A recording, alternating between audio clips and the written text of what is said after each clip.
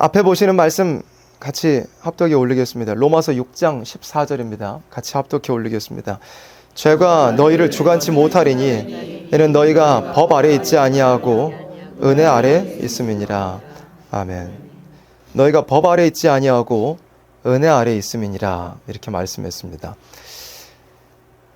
누가복음 13장 말씀 10절 말씀부터 보도록 하겠습니다. 누가복음 13장 10절 말씀에 보면 안식일에 예수님께서 한 회당에서 가르치실 때 18년 동안을 귀신 들려 앓으며 꼬부라져 조금도 펴지 못하는 한 여자가 있더라. 예수께서 보시고 불러 이르시되 여자여 네가 네 병에서 놓였다 하시고 안수하심에 여자가 곧 펴고 하나님께 영광을 돌리는지라. 때가 안식일이었습니다. 예수님께서 회당에서 가르치고 계셨고요. 병자된 한 여인이 있었습니다. 귀신 들려 있었고 앓고 있었다고 그랬습니다. 그 세월이 얼마나 오랬느냐 하면 18년 동안이나 그런 고통 가운데 이 여인이 살고 있었다고 그랬습니다. 그 여인을 본 예수님께서 여자여 네가 네 병에서 놓였다 하시니 여자가 즉시 치료를 받게 됐습니다. 그리고 하나님께 영광을 돌리게 되었죠. 얼마나 기쁜 일 아닌가요? 얼마나 감사한 일 아닌가요? 예수님은 모든 것을 고칠 수 있는 분이시잖아요. 그래서 이 여인에게 짧지 않은 너무 긴 세월 18년 동안이나 고통을 주었던 그 모든 것을 예수님께서 고쳐내시고 쫓아내시고 회복시키고 온전케 하여 주셨던 것이었습니다.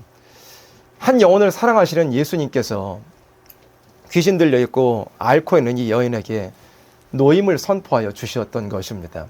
한 영혼이 예수님을 영접하고 한 영혼이 예수님으로 말미암아 온전하게 된 것이 얼마나 참 기쁘고 감사한 일인가요? 그런데 그 다음 구절에 보면 이것을 이상하게 생각하고 또 이것을 미워하는 자들, 이것을 거부하는 자들이 있었습니다. 14절 회당장이 예수께서 안식일에 병 고치시는 것을 분내어 무리에게 이르되 일할 날이 엿새가 있으니 그동안에 와서 고침을 받을 것이요 안식일에는 말 것이니라 하거늘. 15절에 주께서 대답하여 가라사대 외식하는 자들아 너희가 각각 안식일에 자기의 소나 나귀나 마구에서 풀어내어 이끌고 가서 물을 먹이지 아니하느냐. 그러면 18년 동안 사단에게 매임받은 이 아브라함의 딸을 안식일에 이 매임에서 푸는 것이 합당치 아니하냐. 예수님께서 꾸짖으셨던 것이었습니다. 이 회당장을 비롯하여 유대인이라고 하는 사람들 이 예수님의 하시는 일을 못마땅하게 생각했고 그걸 거부하고 반대했던 겁니다. 아니 안식일은 하나님 명령하시기에 아무 일도 하지 말라고 하신 건데 예수 당신은 도대체 왜 이날 이 안식일에 아무것도 하지 말라고 하신 날에 병을 고치느냐. 그게 자기들 입장에서는 싫었고 이해할 수가 없었던 거였습니다.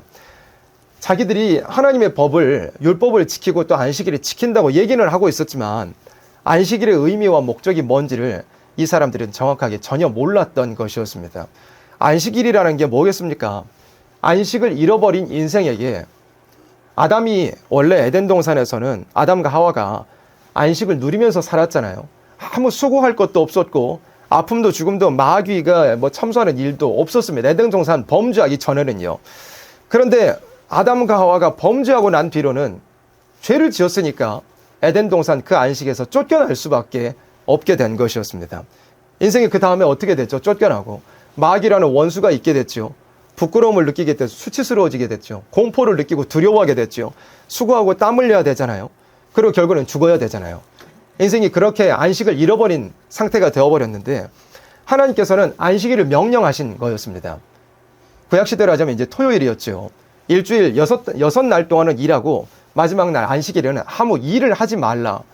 하나님께서 일하지 말라고 강하게 명령하신 것은 또 구약의 율법에 보면 일하는 자를 심지어는 죽이라고까지 말씀하신 것은 하나님께서 인생을 죽이고자 하심이 아니오. 제발 이 날이라도 일하지 말고 내가 너희에게 주고자 하는 그 안식을 잠깐 한번 마시라도 봐라. 그런 의미였던 것이었습니다. 그래서 하나님께서 안식일을 명령하시고 안식일에 일하지 말라고 하신 그 뜻은 너희에게 하나님은 인생에게 안식을 주고 싶어 하신다는 것을 그걸 나타내 보여주는 것이었습니다. 근데 이 사람들은 그걸 완전히 잘못 이해한 거였죠. 율법주의자로서 안식일에는 아무것도 안 해야 된다. 그러나 예수 당신도 이 병에 든 여인을 고쳐서는 안 된다. 이거 안식일을 범하는 거다. 이렇게 이야기하면서 예수님이 잘못됐다고, 병 고치지 말라고 이렇게 몰아붙였던 것이었습니다. 그런데 안식일의 본질적인 의미는 뭔가요? 이렇게 고통받는 인생을 하나님께서 놓아주실 수 있다는 그 안식을 알려주신 날이 안식일이었잖아요. 그래서 예수님께서는 안식일의 주인으로서 회당에서 가르치실 때 이 병에 걸린 여인을 보시고 고치시고 온전케 하여 주셨던 것이었습니다. 이 사람들에게는 자기들이 잘못 이해하고 있는 그 율법 지키는 게 우선이었고, 장장 18년 동안이나 귀신 들려 앓고 있던 이 여인의 고통은 전혀 마음에 들어오지 않았고 눈에 들어오지 않았던 것이었습니다. 자기들이 잘못 이해하고 있는 그 율법이라는 것을 가지고 다른 알지 못하는 사람들, 또 뭐 연약한 사람들 칼로 들이대고 칼질하기에 바빴던 사람들이지, 정작 자기는 예수님 말씀한 것처럼 자기의 소나 낙이나 마구에서 풀어내어 목마르면 짐승들 물 마시러 데려가지 않느냐. 그것도 사실 자기 말하자면 앞뒤가 다른 거잖아요. 그러면서 자기들은 잘못 이해하고는 율법을 가지고 남들을 판단하기에 먼저였던 그런 자들이었던 것이었습니다. 한 영혼을 사랑하는 것이 전혀 없었고, 그 여인이 놓인 것에 대한 하나님께 영광을 돌리는 그 여인을 보고서 같이 은혜를 받고 같이 하나님께 영광 돌리는 그런 것이 없었던 것이었습니다. 또 요한복음 8장 말씀에 보면 이렇게 되어 있습니다. 요한복음 8장 3절 말씀입니다. 서기관들과 바리새인들이 간음 중에 잡힌 여자를 끌고 와서 가운데 세우고,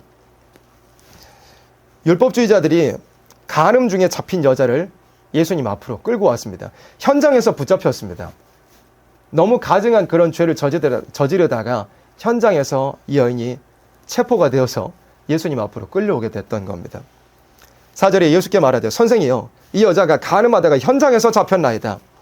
모세는 율법에 이러한 여자를 돌로 치라 명하였거니와 선생은 어떻게 말하겠나이까. 7절에 저희가 이렇게 말하면 고소할 조건을 얻고자 하여 예수를 시험함이라라. 예수님, 당신은 어떻게 하겠습니까? 이 여인이 간음하다 현장에서 붙잡혔는데, 실제로 율법에는 이 사람들의 말이 아예 틀린 건 아니었습니다. 실제로 율법에 간음하는 자는 그것이 심각한 죄라고 성경에는 분명히 말씀하고 있기 때문에 어떻게 할 것이냐고 예수님을 시험하러 왔던 것이었습니다. 6절 후반절에 예수께서 몸을 굽히사 손가락으로 땅에 쓰셨습니다. 뭐라고 쓰셨는지 이제 다음에 나오는데요. 7절에 예수님께서 땅에다가 무슨 말씀을 쓰셨는데, 7절에 저희가 묻기를 맞이하냐니라. 어떻게 해야 됩니까? 돌로 쳐야 됩니까? 어떻게 해야 됩니까? 막 물었던 겁니다. 예, 예수님께서 일어나 가라사대 너희 중에 죄 없는 자가 먼저 돌로 치라 하시고. 이건 무슨 말씀이냐면, 율법대로 이 여인도 죽어야 될 사람은 맞겠지만 율법으로 적용하자면 너희도 다 돌 맞아 죽어야 될 사람들이 아니냐. 예수님께서 그렇게 말씀하신 것이었습니다. 그리고 그 다음 구절 8절에 다시 몸을 굽히사 손가락으로 땅에 쓰시니 저희가 이 말씀을 듣고 양심의 가책을 받아 어른으로 시작하여 젊은이까지 하나씩 나가고 오직 예수와 그 가운데 섰는 여자만 남았더라. 간음하다 현장에 붙잡힌 그 여인과 예수님 딱 둘만 남게 되었던 것입니다. 예수님이 이 여인을 돌로 치지 않으시고 오히려 돌로 치러 온 사람들에게 꾸짖으셨습니다. 죄 없는 자가 돌로 쳐라. 너희도 다 죄인이 아니냐. 10절에 예수께서 일어나사 여자 외에 아무도 없는 것을 보시고 이르시되 여자여, 너를 고소하던 그들이 어디 있느냐? 너를 정죄한 자가 없느냐? 11절 대답하되 주여 없나이다. 예수께서 가라사대 나도 너를 정죄하지 아니하노니. 가서 뭐라고 하셨죠? 다시는 죄를 범치 말라 하시니라. 예수님께서 이 여인이 죄인이라는 걸 모르셨을까요? 현장에서 붙잡혔는데 누구를 부인할 수 없이 예수님도 누구보다 잘 아시죠. 죄인이었습니다. 율법으로 하자면 죽어야 될 죄인이 맞는 겁니다. 그런데 예수님께서 이 땅에 오신 것은 정죄하러 오신 것이 아니었습니다. 심판하러 오신 것이 아니었습니다. 율법으로 하자면 모두가 다 죽어야 될 사람들인데, 죽어야 될 사람들이라는 그 사실이 더 명확해질수록 사람에게는 뭐가 필요하느냐면 용서와 은혜가 필요한 거였습니다. 하나님의 법으로 하자면 사람이 누구도 그 법을 다 지킬 수 있는 사람이 없고, 어느 누구도 그 법으로 하자면 다 죽어야 될 사람들 밖에는 없다고 그랬습니다. 이 자리에 어린 학생들도 있는데, 율법에는 성경에 뭐라고 되느냐면 부모님을 거역해도 돌로 죽이라고 그랬습니다. 부모님을 거역해도 죽이라고 성경에는 말씀이 되어 있습니다. 또 장년된 우리 모두들도 다 부모님 거역 안 해보고 자라나서 우리 나이에 이른 사람들이 아무도 없습니다. 부모님 거역만 해도 성경에는 죽이라고 되어 있거든요. 그러면 하나님 말씀으로 우리 자신을 다 적용하자면 나는 전부 다 죽어야 될 사람, 한 사람도 빠짐없이 전부 죽어야 될 죄인들 밖에는 아닌 겁니다. 그런데 예수님께서 이 땅에 오신 것은 사람이 타락하여 가지고 하나님의 옳고 그름을 구분하는 그 법이 있을지라도 아무도 그 법을 지킬 수 없고 아무도 그 죄지면 죽어야 된다는 그 사망의 형벌에서 벗어날 사람이 없기 때문에 예수님께서는 그 문제를 해결하기 위하여서 오셨던 것이었습니다. 그 율법에 근거하여서는 사람이 죽어야 된다는 그 사실이 명확해질수록 그런 반면에는 사람에게 더 은혜가 필요한 그 필요성이 느껴질 수밖에 없는 거였습니다. 그래서 예수님은 사람을 심판하러 정죄하러 오신 것이 아니라 그 모든 죄값을 대신 감당하여 가지고 사람에게 용서의 은혜를 베풀려고 오셨던 것이었습니다. 예수님께서 그러나 죄를 용납한 건 절대 아니었습니다. 이 여인 죄인 맞았습니다. 돌로 맞아야 될 죄인이 맞았습니다. 그런데 예수님께서 다시는 죄를 범치 말라 이렇게 말씀하시고 이 여인이 받아야 될 그 죽음의 형벌, 돌로 맞아 죽어야 될 그 죽음의 형벌은 예수님이 직접 다 십자가에서 감당해 버리셨습니다. 죄의 형벌이 없어진 게 아니었습니다. 이 여인 분명히 죽어야 될 죄인 맞습니다. 그런데 예수님께서 이 죄인 용서해 주셨고 여전히 머물러는 아직 처리가 안 된 그 죄의 형벌은 예수님께서 직접 십자가로 지고 올라가셔가지고 당신이 직접 당하여 버리셨던 겁니다. 그리고 이 여인에게는 은혜를 베풀어 주셨던 것입니다. 사람이 그래서 누구나 스스로 살 수 없는 사람이기에 모두가 다 죽어야 될 죄인밖에는 아니기에 예수님의 은혜가 우리에게 그래서 필요한 것입니다. 로마서 7장 말씀에 보면 이렇게 되어 있습니다. 그런즉 우리가 무슨 말 하리요? 율법이 죄냐? 그럴 수 없느니라. 그러니까 하나님 법은 잘못이 없습니다. 하나님 법은 잘못이 없지만 하나님 법은 이제 율법은 무슨 의미로 우리에게 주셨었느냐면 율법으로 말미암지 않고는 내가 죄를 알지 못하였으니 곧 율법이 탐내지 말라 하지 아니하였다면 내가 탐심을 알지 못하였으리라. 율법은 뭐냐면 죄가 뭔지를 알려주는 것입니다. 사람이 그렇거든요. 죄를 열심히 짓고 삽니다. 타락해버렸기 때문에. 그런데 그게 죄인 줄도 모르고 열심히 자기가 맞는 줄 알고 살아가잖아요. 근데 어쨌든 자기가 알든지 모르든지 하나님께서는 선과 악을 가르시는 분이고 심판하시는 분입니다. 그러나 하나님께서 그걸 혼자만 알고 계시지 않으시고 사람에게 알려주셨습니다. 이건 옳고 이건 그르다. 이건 선한 것이고 이건 악한 것이다. 너가 이렇게 하면 살고 너희가 이렇게 하면 반드시 죽는다. 하나님께서 모세를 통해 가지고 율법을 명하셔서 사람에게 옳고 그른 것이 무엇인지 하나님께서 어떻게 선과 악을 가르시는지를 분명히 말씀하여 주신 겁니다. 하나님께서 정해놓으신 그 기준, 선과 악을 가르는 그 율법이라는 기준은 절대 뭐 틀린 것이나 결국 잘못된 것이 아닙니다. 그리고 우리가 하나님의 율법을 모른다면 내가 얼마나 큰 죄인인 줄도 전혀 모를 수밖에 없습니다. 그러면 죄인인 줄도 모른 채 자기가 옳은 줄로 살다가 그 끝에는 죄의 형벌을 당해야 될 수밖에 없는 게 우리 인생이겠죠. 하나님께서 율법을 주셔가지고 내가 얼마나 죄 짓고 사는 사람인지를 알게 하여 주셨던 겁니다. 근데 율법의 결론이 뭐냐면 전부 죽어야 된다는 겁니다. 한 사람도 빠짐없이 다 죽을 수밖에 없다는 것이 결국에는 율법의 결론입니다. 율법에 그런 말씀이 있잖아요. 눈에는 눈, 이에는 이. 그래 내가 눈으로 범했으면 눈이 벌을 당해야 되고 내가 뭐 입으로, 귀로 죄를 범했다면 그대로 똑같이 갚아줘 버리겠다는 것이 각 사람 행한 그대로 보응해 버린다는 것, 각 사람 행한 그대로 심판해 버리겠다는 것이 하나님의 무서운 엄중한 율법입니다. 공의의 율법이었던 것입니다. 로마서 7장 14절에 보면 우리가 율법은 신령한 줄 알거니와 나는 육신에 속하여 죄 아래 팔렸도다. 하나님의 율법은 신령한 것이지만 하나님이 직접 명령해 주신 법이니까요. 그런데 나는 어떤가요? 율법에 대보면 나는 육신에 속하여 죄 아래 팔리고 있는 사람입니다. 나는 죄에게 내 자신을 팔아버리는 겁니다. 죄가 나를 이끌고 가면 여전히 죄 짓는 사람으로, 죄가 이거 하자 그러면 알겠습니다 하고 따라가는 사람, 마귀가 저거 하자 그러면 알겠습니다 하고 따라가서 죄를 저질러 버리는 사람인 겁니다. 15절에 나의 행하는 것을 내가 알지 못하노니 내가 곧 원하는 이것은 행하지 아니하고 도리어 미워하는 그것을 하느라. 그래 하나님의 법을 알아요. 옳은 것이 무엇이고 틀린 것이 뭔지는 알지만 절대로 내 자신이 하나님이 말씀하신 그 옳은 것을 스스로 행할 수 없는 사람이다 이겁니다. 사람이 진짜로 그렇습니다. 타락한 존재라는 것이 그렇습니다. 절대로 내 스스로 선을 행할 수 있는 사람이 우리는 아닙니다. 내가 뭘 잘해봐야 되겠다. 내가 하나님 뜻에 맞게 살아봐야 돼. 절대로 스스로 그렇게 살 수 없습니다. 하나님의 엄중한 그 율법으로 따지자면 모두가 다 죄를 범하는 악인들밖에는 아니고 스스로 하나님 법을 지킬 수 없는 그런 완전히 타락해버린 존재들밖에는 우리가 아닙니다. 그런데 우리가 어떻게 되느냐? 에베소서 2장 말씀해 보세요. 전에는 우리도 에베소서 2장 3절에 이렇게 되어 있습니다. 전에는 우리도 다 그 가운데서 우리 육체의 욕심을 따라 지내며 육체와 마음에 원하는 것을 하여 다른 이들과 같이 본질상 뭐라고 하셨죠? 진노의 자녀였습니다. 우리가 이방인들, 공중의 권세를 잡고 있는 마귀에게 속하여 가지고 다른 불순종의 아들들과 다름없이 본질상 진노의 자녀였습니다. 모두가 하나님의 엄중한 율법에 따라 다 죽어야 될 죄인들 밖에는 아니었습니다. 그런데 4절에 긍휼에 풍성하신 하나님이 우리를 사랑하신 그 큰 사랑을 인하여 허물로 죽은 우리를 그리스도 예수 안에서 살리셨고, 그 다음 뭐라고 말씀했어요? 너희가 은혜로 구원을 얻은 것이라 그랬습니다. 법으로 하자면 죽어야 될 죄인 밖에는 아니지만 하나님께서 아들 예수님을 대신 보내가지고 모든 율법의 저주와 형벌과 심판을 십자가에서 대신 당하게 하시사 우리를 그저 거저주시는, 값없이 주시는 은혜로서 우리를 살려주셨다고 이와 같이 말씀을 하신 것입니다. 로마서 6장 14절 말씀, 우리가 처음에 함께 합독했던 말씀, 로마서 6장 14절에 죄가 너희를 주관치 못하리니 이는 너희가 법 아래 있지 아니하고 은혜 아래 있음이니라, 이렇게 말씀했습니다.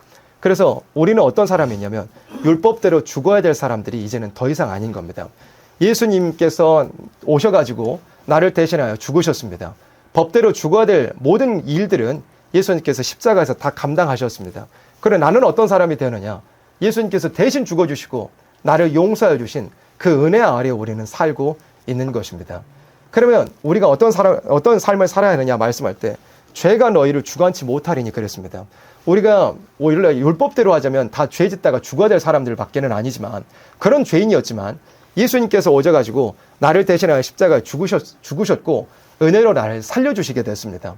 완전히 새로운 삶을 내가 예수님 십자가와 부활로 말미암아 출발하게 된 겁니다. 그러면 어떤 사람이 되어야 되냐면 죄가 우리를 주관치 못한다고 그랬습니다.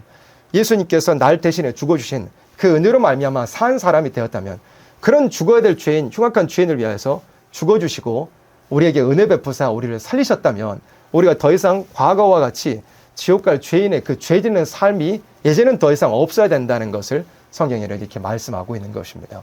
우리가 법 아래에 있지 아니하고, 법으로 하자면 반드시 죽어야 될 사람들 밖에는 아니지만 우리가 더 이상 법 아래에 있지 아니하고 그 무서운 율법 아래에 있지 아니하고 우리가 은혜 아래 있는 사람의 삶을 살 수 있게 되었다 그랬습니다. 더 이상 죄 짓지 않을 사람, 더 이상 이제 죄로부터 얽매여 있지 않은 사람으로 우리가 예수님으로 말미암아 새롭게 출발할 수 있게 되었다는 것입니다. 뿐만 아니라 우리가 어떤 사람이 되어야 되냐면 은혜 아래에 있는 사람은 내가 원래 율법으로 하면 죽어야 될 사람이지만 은혜로 말미암아 살게 되었다면 다른 이에 대해서도 아직 알지 못하는 사람들이 있다면 우리가 은혜를 베풀 수 있는 사람, 예수님의 은혜를 전할 수 있는 사람이 돼야 된다는 그 분명한 사실을 우리는 결코 잊지 말아야 할 것입니다. 지난 주 중에도 제가 말씀 전했을 것입니다. 어떤 내용이냐면 어떤 분이 SNS에 글을 썼어요. 근데 뭐라고 썼느냐 하면 동성애에 대해서 글을 쓴 겁니다. 어려서부터 가정에서의 아버지와의 관계가 별로 좋지 못했던 자녀들이라면 이제 장년이 되어가지고 나이가 먹고 나면 동성애로 빠질 가능성이 굉장히 높다는 그런 글을 쓴 걸 봤습니다. 실제로 어렸을 때 아버지와 관계가 좋지 못하면 이제 신앙 안으로 들어올 가능성이 굉장히 낮다는 건 저도 알고 있었습니다. 어렸을 때부터 아버지와의 관계가 좋지 못하면 이제 신앙으로 들어올 그 가능성도 굉장히 낮은, 실제로 통계적으로 그런 것도 있는가 보더라고요. 왜 그러냐면 아버지와의 관계, 그러니까 아버지에게 대한 뭔가 원망, 아버지에 대한 뭔가 불평, 그런 것들이 있으면 그런 것들이 이제 시간이 지나고 나서 하늘 아버지, 우리 신앙의 아버지가 되셔야 되는 분과도 관계가 좋지 못하고 이렇게 뭔가 내가 거부하고 단절되고 그런 것들이 이어지더라고, 그런 통계도 실제로 나와 있다고 하더라고요. 근데 최근에 지난주에 제가 본 그분의 글에서는 뭘 이제 새롭게 알게 됐느냐면 거기서 더 나아가서 아버지와의 관계가 좋지 못했던 자녀들이 동성애로 빠질 가능성이 굉장히 높다는 그런 글도 봤습니다. 그래서 그 글을 쓴 그 분이 직접 주변에도 그런 분들이 있다고 하더라고요. 자기 주변에 어떤 친구나 지인들이 아버지와의 관계가 좋지 못했던 유년 시절을 지나고 나서 동성애에 빠지는 그런 일들도 있는 걸 자기가 봤다고 그렇게 글을 쓴 걸 봤습니다.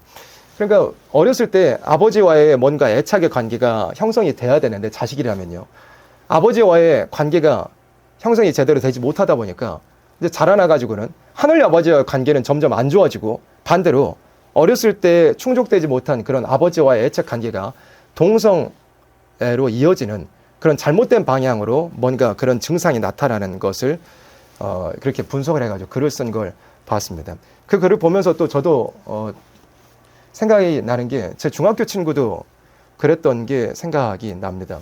제 중학교 친구도 부모님, 그러니까 아버지하고 관계가 좋지 않았습니다.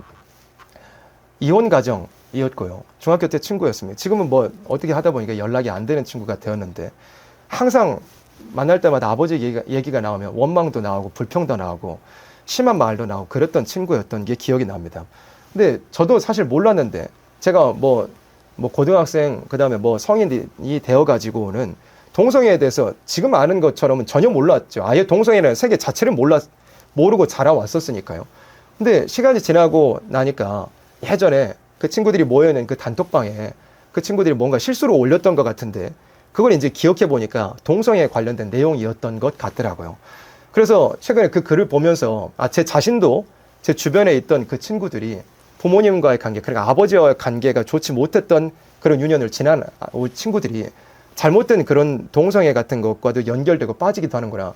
그래서 그 글을 보고 이게 그 글이 진짜구나. 이게 뭐 그냥 지어낸 말이 아니구나. 그런 걸 한번 생각해 보게 되었습니다.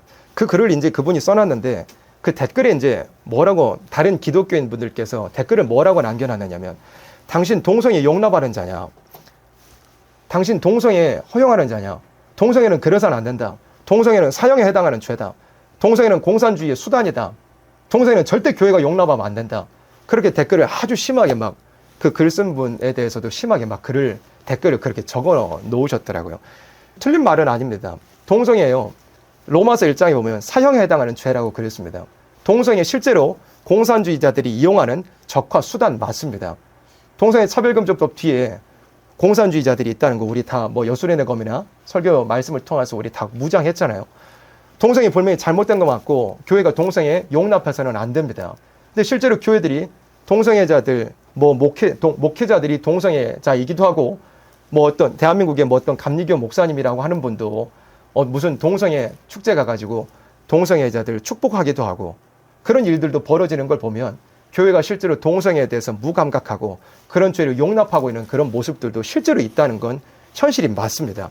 그런데 그 글을 쓴 그분의 의도는 뭐냐면 죄라는 것은 너무나 잘못되고 그 죄에 대한 형벌은 반드시 따라야 되지만 그 한 개인에 대해서는 우리 신앙인들이 어떤 입장을 가져야 되느냐 그런 글이었습니다. 어떤 입장을 우리가 가져야 될까요? 우리 세일교회도 멸공을 외치는 교회잖아요. 그 멸공의 아주 중요한 부분이 뭐냐면 공산주의 무신론자들이 이용하는 가장 또 중요한 부분 중에 하나가 바로 동성애 운동입니다. 차별금지법 그런 것들입니다. 그러면 우리 멸공을 이야기하고 또 동성애 운동에 반대하는 우리들이 동성애자 한 개인들에 대해서는 우리가 어떤 입장을 가져야 하느냐 이겁니다. 어떤 입장을 가져야 할까요? 우리가 법 아래에 있지 않냐고 은혜 아래에 있다는 이 분명한 사실을 우리는 잊지 말아야 될 겁니다. 그 댓글에 달려있는 여러 기독교인 분들의 그런 글들을 보고서 정말로 은혜 아래에 있기가 이게 신앙생활을 하여도 정말 은혜 아래에 있다는 것이 결코 쉬운 일은 아니구나. 십자가를 온전히 마주하고 그 율법으로 하자면 내 자신이 먼저 죽어야 될 죄인이라는 것을 깨닫는 것이 참 쉬운 일이 아니구나. 그러나 내가 법대로 죽을 사람이 더 이상 아니고 십자가로 살게 된 은혜 아래에 있는 사람이라면 내가 이런 은혜를 받았을 뿐만 아니라 남들에게도 아직 알지 못하는 한 개인, 한 영혼에게도 법으로 내가 판단하는 것이 아니고 그 생명에게 하나님의 은혜가 끼쳐지기를 원하여지는 그런 한 영혼을 불쌍히 여기는 그런 긍휼의 마음이 우리에게 있어야 한다는 것을 지난주에 그런 글을 보고서 참 절실하게 한번 느끼게 되었습니다. 그래 동성애라는 건 심각한 죄죠. 얼마나 무서운 죄고 그 형벌이라는 건 얼마나 무섭습니까? 그런데 그 한 개인이 도대체 그 죄라는 것은 분명히 있지만 그 죄의 결과는 분명히 무서운 것이겠지만 그 한 개인이 도대체 왜 그런 죄에 빠지게 되는가를 우리는 생각할 수 있어야 되지 않을까요? 어렸을 때부터 그 가정이 온전치 못한 뭔가 결핍이 되어 있고 뭔가 가정적으로서 당연히 충족되어야 될 것이 충족되지 못한 그런 것들이 이제 자라나가지고 신앙 안에서 하나님께서 그 어렸을 때 유년기의 결핍을 채워주시거나 하나님께서 모든 상처를 싸매주시거나 그런 것들로 사람이 올바로 자라날 수 있다면 참 좋을 텐데 어렸을 때 아픔이 있었을지라도요. 그런데 자라나면서 신앙으로 그런 것들이 은혜 안으로 들어오지 못하고 잘못된 마귀에 이끌려. 마귀가 그렇게 사람을 미혹하잖아요. 너의 부족함을 내가 채워줄게. 너의 공함을 내가 채워줄게. 그러면서 잘못된 죄로 마귀는 끌고 가잖아요. 그런데 마귀에게 도둑 맞아버린 그 한 영혼을 우리 기독교인들이 너 그런 죄 지으면 지옥 간다고, 그런 사람들 용납하면 안 된다고 그렇게 막 정죄하는 사람만 되어서냐 되겠느냐 이런 겁니다.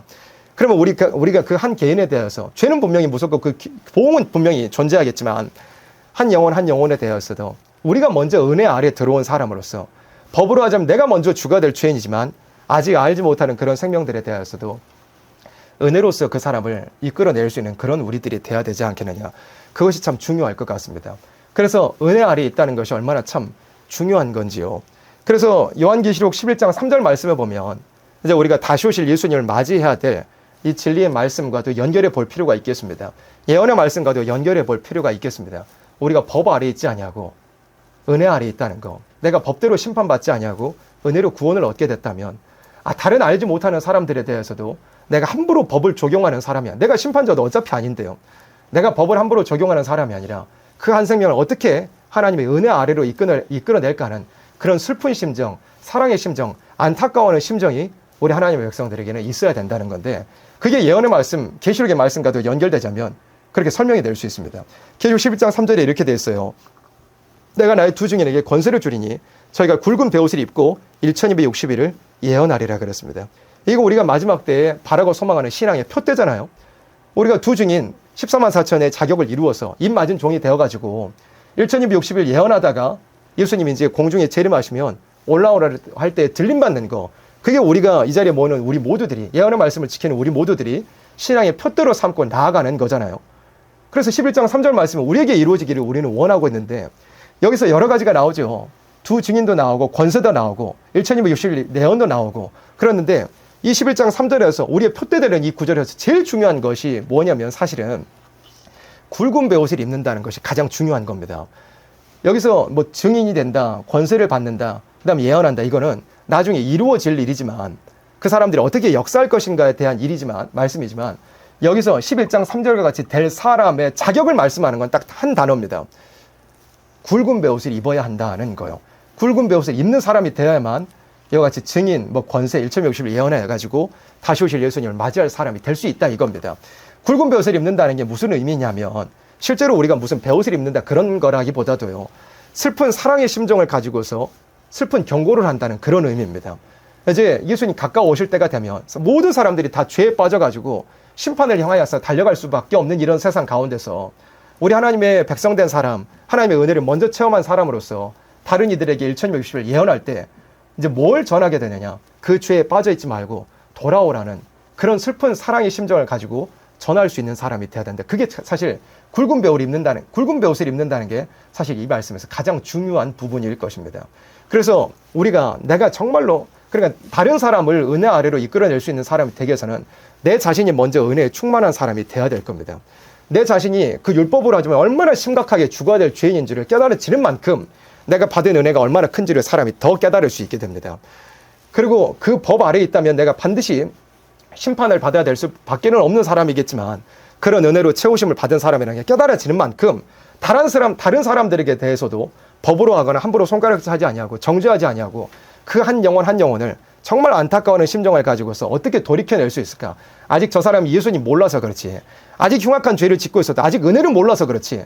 그러나 예수님의 은혜만 끼쳐진다면 예수님 저 사람 고칠 수 있고 예수님 저 사람 바꿀 수 있고 예수님 저 사람 새롭게 할 수 있다는 그런 걸 전해낼 수 있는 그런 우리들이 다 돼야 될 겁니다.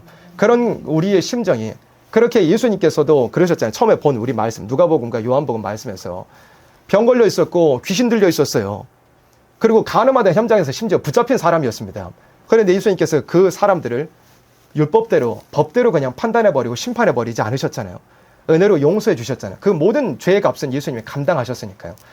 예수님이 그러하셨던 것처럼 우리가 그 은혜 받은 사람인 것처럼 우리도 아직 알지 못하는 사람들을 아직 깨닫지 못하고 아직 은혜를 체험하지 못한 사람들에게 이렇게 은혜를 베풀어 줄 수 있는 내가 은혜를 베푸는 게 아니라 예수님의 은혜를 소개해주고 전달해 줄 수 있는 그런 사람. 또 사람들이 너무나 강팍하고 죄에 빠져 있잖아요. 하나님의 은혜를 거부하는 사람들이 너무 많잖아요. 그게 도대체 왜 필요하냐고. 내가 내 마음대로 살고 싶은데 왜 나를 죄인이라 책망하냐고. 세상 사람들이 예수님의 복음을 잘 듣고 싶어 하나요? 그렇지 않습니다. 마지막에 심판이 있다. 환란이 있다. 그걸 사람들이 듣고 싶어하는, 잘 그렇지 않습니다. 듣기 싫어합니다. 그럼에도 불구하고 우리는 슬픈 사랑의 심정을 가지고 한 영혼 한 영혼을 위해서 전할 수 있는 사람이, 그런 인격, 그런 심정이 우리 안에 이루어져야 할 것입니다. 선지자들도 그랬습니다. 이사야 선지자도 모압에 대하여서 말씀을 전할 때 이사야 15장 16장이 그 말씀이잖아요. 모압이 뭐냐면 그 역사적으로 출애굽할 때도 이스라엘 백성 방해했던 그 민족이 모압 족속이었잖아요. 하나님 모르는 족속들에 대해서 이사야 선지가 예언하는데 새 시대로 가는 길을 방해하는, 약속의 땅으로 가는 것을 방해하는 그런 악한 족속들에 대해서도 이사야 선지자는 슬퍼가지고 막 울었습니다. 안타까워하는 마음으로 막 울었던 겁니다. 이사야 15장 16장에 그렇게 되어 있잖아요. 내가 모압을 위하여서 애통한다고요. 예레미야 선지자도 그랬습니다. 하나님 백성이라고 하는 사람들도 예레미야 선지자가 하는 말씀을 듣지 않고 심판이 금방 이제 임박하여 있는데도 예레미야 선지자를 막 대적하고 그랬습니다. 그럼에도 예레미야 선지자는 하나님 말씀을 전하지 않으면 안 될 만한 답답한 심정이 자기에게 와가지고 눈물 흘리면서 말씀을 전하는 그런 사람이었던 것입니다.